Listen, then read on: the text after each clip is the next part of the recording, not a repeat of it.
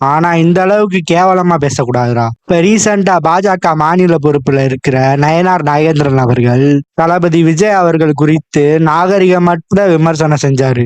முதல்ல வீட்டுல இருந்து வெளியே வரணும். திரிஷா விட்டு இருந்து முதல்ல வெளியே வந்தா தான் முதல்ல எல்லாமே நடக்க முடியும்.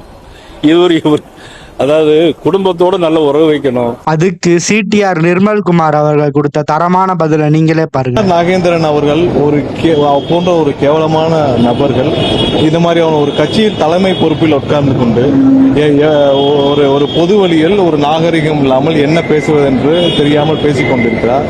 அவர்கள் அனைவரும் ஜெயிக்க போவதில்லை. அவர்களை மக்கள் புறக்கணித்து விட்டார்கள். அவர்கள் எந்த இடத்திலும் ஒரு ஓட்டு கூட வாங்க போவதில்லை.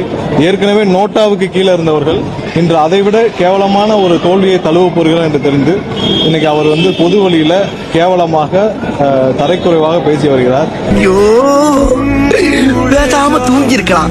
நானே மாட்டிக்கிட்டனே.